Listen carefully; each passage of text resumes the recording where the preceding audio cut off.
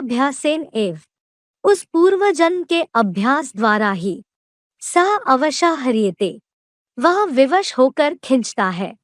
ही योगस्य जिज्ञासु अपि, राजयोग का ज्ञान पाने का इच्छुक भी, शब्द ब्रह्म अति वर्तते, आवाज वाले ब्रह्मा के पार चला जाता है। तेन पूर्वाभ्यासेन एव स अवशः ह्रियते, ही योगस्य जिज्ञासु अपि शब्द ब्रह्मा अति वर्तते।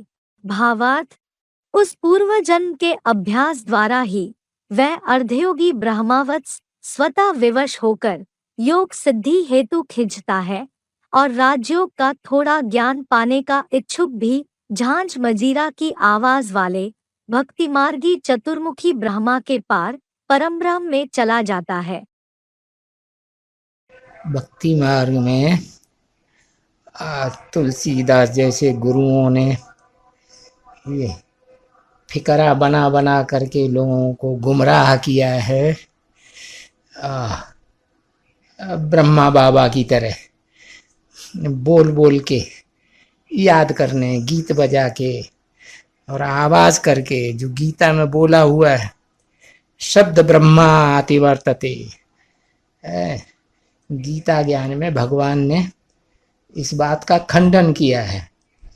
जो बोलते हैं भाव को भाव अनख आलसहु, नाम जपत मंगल दिशि दसहु।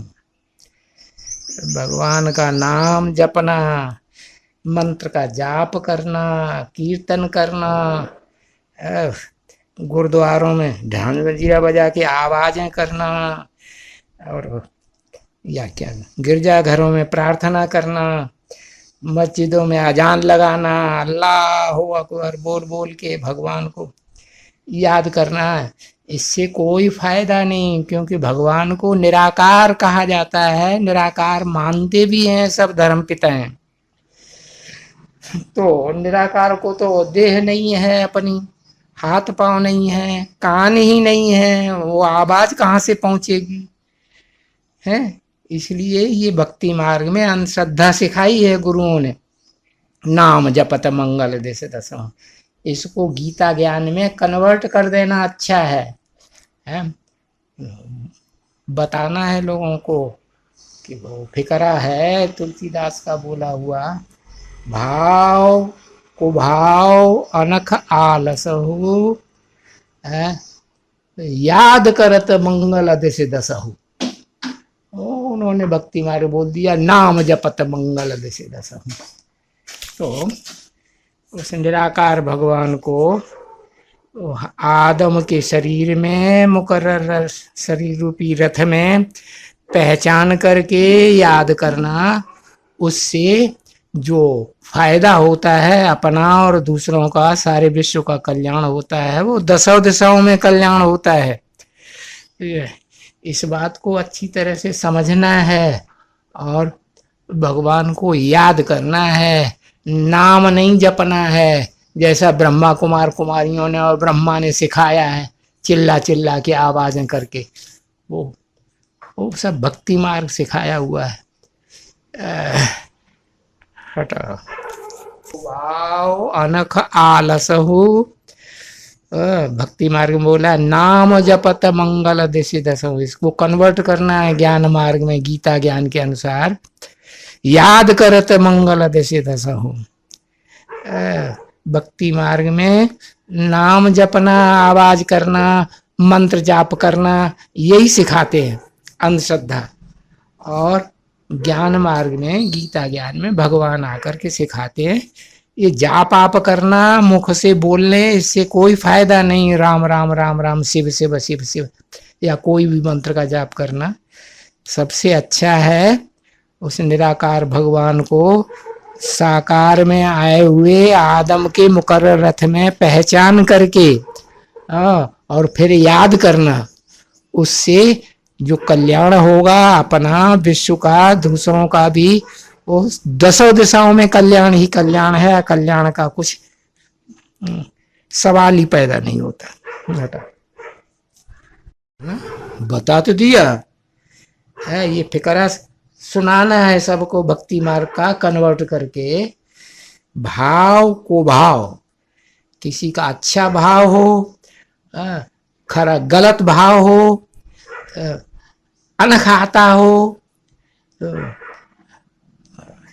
आलस्य आता हो, तो भी भगवान को साकार में पहचान करके याद करने से दसों दिशाओं में फायदा ही फायदा है। बोल बोल करके याद करने से, मंत्र जाप करने से, या गिरजाघरों में प्रार्थना करने से, या मस्जिदों में चिल्ला चिल्ला के आजान लगाने से, या कीर्तन करने से कोई फायदा नहीं है। ये सब अंधश्रद्धा गुरुओं ने सिखाई है भक्ति मार्ग में। इस फिक्रे को ज्ञान मार्ग में कन्वर्ट करके लोगों को सुनाना है। भाव को भाव अनखा लसहूं, याद करत मंगल दिशि दसहूं। चल इस ज्ञान में तो कुछ भी मेहनत नहीं, चुप हो जाओ। कोई उलट सुलट बोलता है तो एक कान से सुनो, दूसरे कान से निकाल दो। मनसा वाचा अथवा कर्मेंद्रियों से तुमको कोई भी किसी का विरोध नहीं करना है। ऐसे नहीं कि तुम झूठ का विरोध करेंगे, हो हल्ला मचावेंगे, धमचक्कर मचावेंगे, कोर्ट कचहरी में जावेंगे तो झूठ खत्म हो जाएगा। नहीं, तुम चुप रहेंगे तो भी झूठ की दुनिया खलास हो जाएगी। इतना चुप रहना है जो आवाज से भी परे हो जाओ। बाप कहते हैं माम एकम याद करो, मुझे एक को याद करने के लिए कोई आवाज की जरूरत नहीं। और फिर नंबरवार भी है। ऐसे नहीं कि मैं जो हूं, जैसा हूं, जिस रूप में पार्ट बजाने वाला हूं, उस स्वरूप को 108 एक साथ जान लेते हैं। नहीं, उनमें भी 8 हैं जो पहले पहचानते हैं, जो असल सूर्यवंशी मन के हैं, तो नंबरवार पहचानते हैं। जो जन्म जन्मांतर जितने नजदीक रहे होंगे 63 जन्मों में, वो उतना ही जल्दी पहचानते हैं। कोई छोटे छोटे बच्चे पैदा होते हैं, साल के हैं, 2 साल के हैं, 4-8 साल के हैं, वो ऐसा बर्ताव करते हैं कि हमें तो बाबा के पास ही जाना है, हमें नहीं अच्छा लगता यहाँ, हम यहाँ नहीं रह सकते। रोते हैं, चिल्लाते हैं, पीटते हैं, माँ बाप को तंग कर देते हैं, आखिर उनको ले जाकर के सरेंडर करना पड़ता है। ये संस्कार कहाँ से आया? ये पूर्व जन्मों का संस्कार है उनका। उन आत्माओं को कहीं दूसरी जगह दूसरों के साथ अच्छा ही नहीं लगता। तो अनेक जन्मों के संस्कार लेकर के हर आत्मा आ रही है, पुरुषार्थ कर रही है। इसलिए बाप कहते हैं बनी बनाई बन रही, अब कुछ बननी ना है। पूर्व जन्मों के हिसाब किताब से हर आत्मा अपना अपना पुरुषार्थ कर रही है, लेकिन पता नहीं है। जब बात सामने आती है तो पता चलता है कि इनमें ये संस्कार है। तो इसको बच्चे कहा जाता है अजपा जाप की यात्रा। शिव बाबा को याद करो। बाकी भक्ति मार्ग की तरह जैसे हिंदू, मुसलमान, सिख, ईसाई सब अपने अपने यादगार मंदिरों में, मस्जिदों में, गिरजाघर में जाकर के चिल्लाते हैं ना। गिरजाघर में भी प्रार्थना करते हैं ना, नहीं करते, प्रार्थना करते हैं, मस्जिद में चिल्लाते हैं, अजान मारते हैं ना जोर जोर से।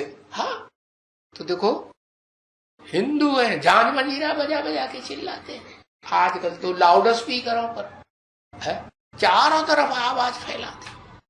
अब बाप कहते हैं आवाज नहीं करना है, क्या मुख से कुछ भी आवाज नहीं करना है, क्या करना है? अरे मन बुद्धि से याद करना है, आवाज नहीं। हम आत्मा का बाप तो शिव बाबा है ना, कि नहीं? आत्मा का बाप है ना, है। और सभी प्रदर्शन है बच्चे। हाँ, आत्मा आत्मा सब भाई भाई। इसलिए यादगार में जितने भी मंदिर यादगार बने होंगे ना कृष्ण के, उनमें बच्चे का रूप दिखाया जाता है, वो पूजा जाता है, या बड़ा रूप पूजा जाता है? बच्चे का रूप पूजा जाता है। तो वो मंदिरों में जो यादगार है वो बच्चा है, और राम वाली आत्मा जो है वो बड़े रूप में पूजी जाती है। क्या? कैसे बड़े रूप में? कि अगर मौका आ जाए लड़ाई लड़ने का, बाल बच्चों की सुरक्षा के लिए, परिवार की सुरक्षा के लिए, तो युद्ध करेगा या नहीं करेगा? वो रावण संप्रदाय से, ज्ञान बाणों से, और अपने पुरुषार्थ रूपी जो शरीर का धनुष है, ऐसा लचीला धनुष है कि ऊंचे ते ऊंचा पुरुषार्थ है, ऊंचे ते ऊंची कैटेगरी का। कैसी ऊंची कैटेगरी का? कहते हैं गायन है। दधीचि ऋषि ने क्या किया? अपनी हड्डियों को भी ईश्वरीय सेवा के लिए अर्पण कर दिया। तो दधीचि ऋषि की बनी हुई हड्डियों का जो धनुष है, उसको भी कहते हैं किसने तोड़ा?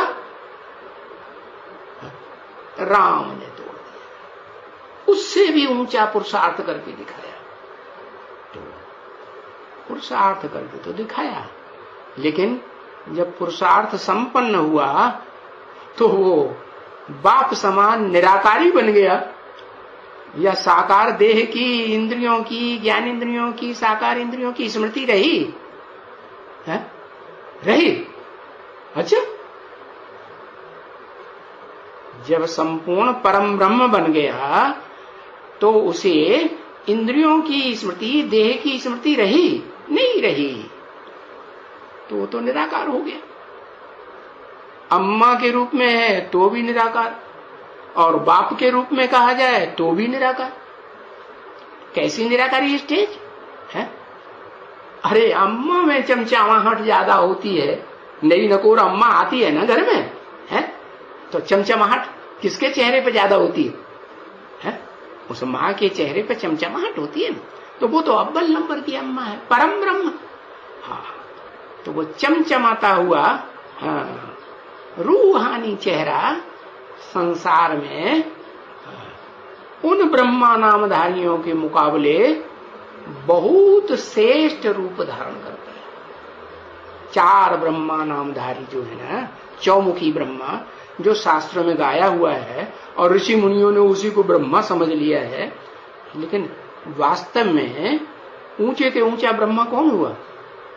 वो हुआ जिसने स्मृति में एक बाप दूसरा, अपना शरीर भी याद नहीं रखा। शरीर भी याद रहे तो वो शरीर जो है वो तामसी शरीर बना रहेगा, या जिसको याद करेगा वैसा ज्योति रूप बनेगा, है? ज्योति रूप बनेगा। अच्छा, कैसे? बिना स्मृति के। स्मृति 100% होगी तो बाप समान बनेगा।